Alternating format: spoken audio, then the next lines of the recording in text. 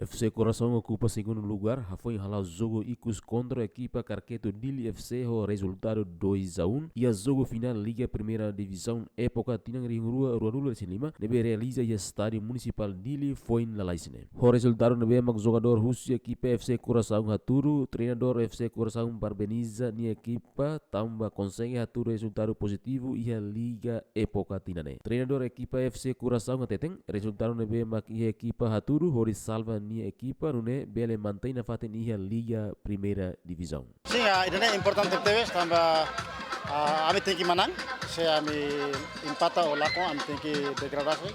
Então kami esforço ya degradasi bahkan jogador sira, kami esforço makas. E kita resultado no vídeo ini kami tutup espera. Sim, ita coisa dia ya extra time. Kami sempre dia kami jogador sira, apito sira ku dia termina, ita tinggi luta na fatin. Tambah ita hakar esforço para ita bele manter na fatin ya Primeira Divisão.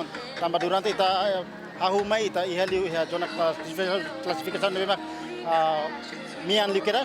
Então ita tinggi esforço para ita bele saiu se zona ini. Tambah ita mos atento na kata Carqueto ne campeão e ita aproveita para ita bele manter ita nia equipa ne ya Primeira Divisão. Sini amne target duni amne hakar duni tinggi vitória lá ia tambe anuin seluk dia tinggi empata la compare liu nebe ami tinggi target tinggi menang durante na preparação makas ami treino makas e ami berusaha duni para tinggi menang lá ia tambe opção seluk tinggi menang duni. Treinador refere na fata motiva jogadores sira nune bele Haturu jogo dia que lutan iha futuro. Equipa cobertura Gemen.